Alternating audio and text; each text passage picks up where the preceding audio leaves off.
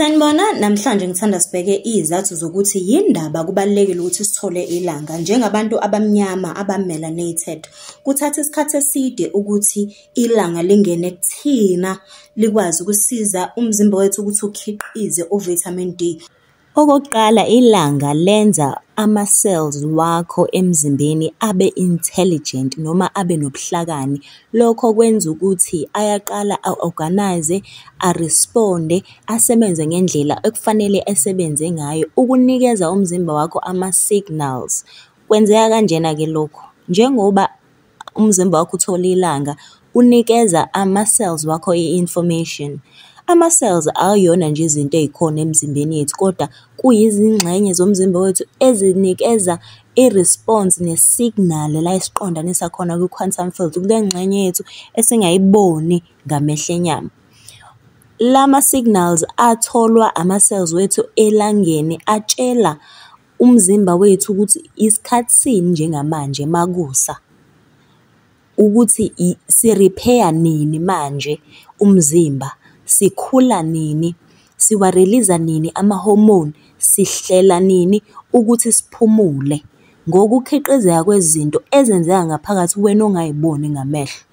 Ngaphandle kokuthola ilanga, ama-cells wethu aba-confused, abe-slow, abe-disorganized ngoba ilanga alikwazi ukusinikeza lobu buhlangani obusinikeza lama-signals akufanele enzeke ngaphakathi ngaphandle kobuchule bethu nokuqonda ukuthi kwenzeka kanjani. Okwesibili, ilanga liboosta i-energy kuma-cells wethu. Ama-cells wethu aney'ngxenye ezincane ezibizwa ngama-mitochondria okwayinjini ey'sebenza ngaphakathi kuthina. Ilanga-ke lisisiza ukuthi lezi njini ezama-mitochondria zikhiqize i-energy eningi, zikline iy'ngxenye ezidemejekile ngaphakathi kuthina, kuphinde ku-communicate-ke namanye ama-cells asondelene ukuthi hayibo, energy iyadingeka, okusho ukuthi masine-energy eningi sine-intelligence eningi ngoba ama-cells ayakwazi ukwenza umsebenzi wawo ngendlela. Okwesithathu, ilanga li-improve ama-cells no-communicator kwawo. Ayakhuluma kanye nezinye iy'ngxenye ezikuthina ey'balulekile ey'fana nama-electrical signals. Lokho kuwugesi, uma sihlala si-meditate-a sithinta isiminwe ndawonye, iyona loya gesi ohambayo ngaphakathi kuthina. Kuphinde kube nama-chemical signals nama-biological rhythms. Ilanga-ke liyasiza ukuthi si-synchronize-ke le-communication, sikuxhumanise ukuze yonke into izosebenza kahle-ke ngendlela efanele. Uma lokhu kwenzeka, umqondo wethu usebenza kahle, ama-hormones aba-balanced kanti nama-moods wethu aba ngendlela, umzimba wonke nje usebenza ngendlela efanele. Okunye, ilanga liya-detox-a, liphinde uma nje ilanga likuthinta esikhumbeni litshela umzimba wakho immediately ukuthi hayibo, repair manje, cleaner manje, khuculula ngaphakathi. Lokho-ke kusiza-ke ukuvuvukala lokho kuba khona emzimbeni ukuthi kube regulated. So ngina kakhulu-ke manje ekutheni abantu abakhuluphele ukuba affect-a kanjani-ke lokho. Kube khona ne-immune system support kanye ne-natural healing eyenzakalayo njengokuba selangeni. Ilanga liphinde-ke le-restore your biological rhythm. Uma-ke ama-cells wakho eba-confused ngokungatholi ilanga ngokwanele, ayathithibala-ke uzizwe wena u-foggy, unemizwa edangele, uba heavy nje emizweni, ube nama-moods, uzizwe ukhathele ngaso sonke isikhathi. Kanti lokho kwenziwa ukuthi umzimba wakho awulutholi ilanga ngokwanele ukuze uzokwazi ukuthi le-reset le-clock esebenza ngayo 24 hour, ukuphuma nokushona kwelanga 12 hour day. Kubantu-ke abanamafutha amaningi emzimbeni, kusho ukuthi u-vitamin D uzostorisheka kuwo la mafutha, okwenza ukuthi kungabi lula ukuthi ahambe kahle wonke lama-nutrients adingakalayo egazini lomuntu emzimbeni kwizingxenye zonke ngenxa yamafutha.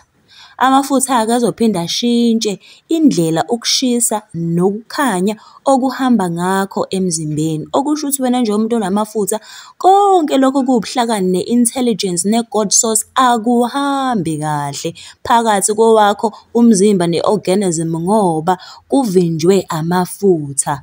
Ngoba nje amafutha eyi-insulator, kusho ukuthi konke lokho esikuthola elangeni kubambeka ngengxenye ehlukile ngoba lama-signal awa-reach ey'ngxenyeni ezijulile zama-tissues wakho ukuze uzokwazi ukuhambisela lobu buhlakani obujulile esibuthole elangeni.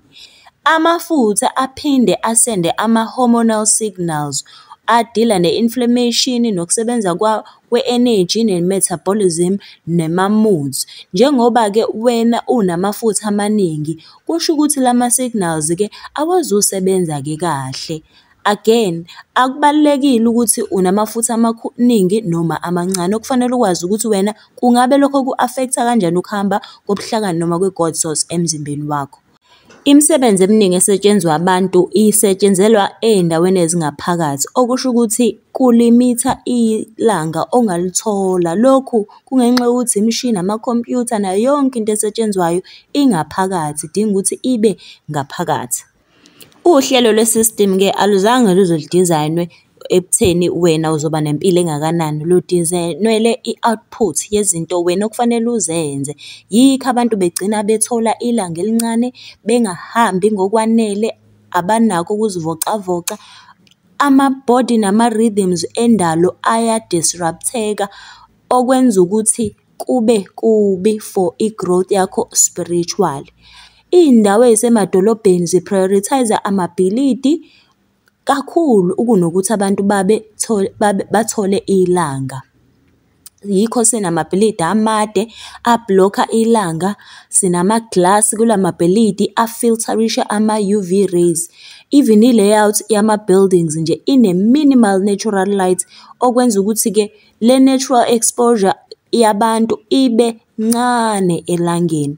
Ukusebenza-ke nokuhlala kuma-indoor living spaces ku-drive-we ama-industries kuyo yonke umhlaba, ngoba abantu uma behlala indoors kakhulu barilaya kakhulu kwi-artificial lighting, barilaya kwi-climate control kuma-aircon, barilaya kuma-supplement, kuma-vitamins, barilaya ku-entertainment nakuma-screens, okwenza ukuthi babe abantu abayisulu for ama-processed foods nama-medical systems. Zonke-ke lezi zinto ziyakhula, lama-industries ayakhula ngenxa yokuthi wena une-indoor lifestyle, awulitholi ilanga. Konke kuhlelwe around low sun exposure yakho. Kanti njengoba-ke thina siyabantu abathola ilanga, akukho lula ukuthi ama-elites a-capitalize ngathi. Lokhu-ke okuyi-capitalism, i-industrialization, ne-urban architecture, ne-indoor technology ku-thrive kakhulu ngoba wena une-weak rhythm, okwenza ukuthi ube ne-poor health. Kukhona-ke i-measurement yama-light noma yelanga ebizwa ngama-lux measurements. Ake sibheke-ke ama-lux exposures mangabe sikhomparisha iy'ngaphakathi ney'ngaphandle lama-glass buildings. Uma uphandle nje elangeni, ngelanga nje eliphumile ilanga kahle, kuba no-50,000 to 100,000 lux owutholayo we-light elangeni. Kanti uma liguqubele u-10,000 to 25,000 lux. Kanti uma nje kunethunzi kodwa uphandle, ama-lux owatholayo angaphakathi kwa-5,000 ku-15,000. Kanti uma uphakathi-ke endaweni eyibhilidi sakhiwo, wena uthola only 300 to 500 lux. Awumagine lo 300 to 500 lux ukhomparisha no-sunny day of 50,000 to 100,000. Kodwa wena ngaphakathi uthola only 300 to 500 lux. Uma wena usendlini ekhaya uthola 50 to 300 lux. Lokho kusho ukuthi ama-cells nama-hormones wakho ne-moods yakho nama-biological rhythms wakho awakwazi ukuresponda ngendlela kule light encane oyitholayo. Uzozizwa ukhathele, unama-moods, uzizwa ngazuthi nje yonke into ayihambi kahle ngenxa yokuthi ilanga awutholi. Noma abamhlophe okubona abakwazi ukuthi ngo-30 minutes nje kuphela beselangeni bayakwazi ukuthola u-vitamin D olungele umzimba wabo. Thina-ke njengabantu abanesivikeli esikhumbeni esibizwa nge-melanin, kufanele ukuthi thina sispende isikhathi esi-5 times more than abantu laba bebala elimhlophe. So okusho ukuthi wena njengomuntu noma uhlala elangeni, angeke ilanga lize likwazi ukuthi lingene kuwe umzimba wakho ukwazi ukuthi ube intelligent enough fast ukuthi ukhiqize uvitamin D, ngoba khumbula uvitamin D ukhiqizeka kuwe ngaphakathi emva kokuthi ube exposed elangeni isikhathi esanele.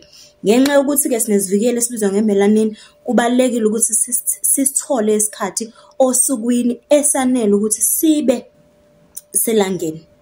Uma ukwazi awuphele u-2 hours uselangeni, hhayi ukuthi ungawenza wonke once off. Uma ngingakuvumela isimo, phuma ungene elangeni, hlukana nje ney'buko, hlukana nama-sun hats, noma ngabe wenzani uma uwumuntu ozaziyo ukuthi awusitholi isikhathi esanele sokuthi ukwazi ukuthola ilanga elanele.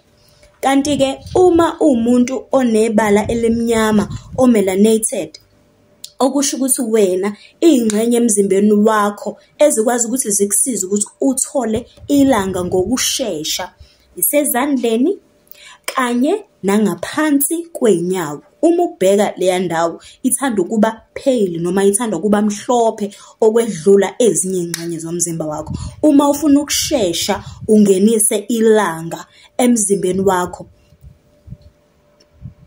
thamela ilanga ngazo izandla zakho, kanti futhi nangey'nyawo zakho. Uma ukwazi ungahlala nje uzibhekise ngaselangeni. Ilokho nje kuphela.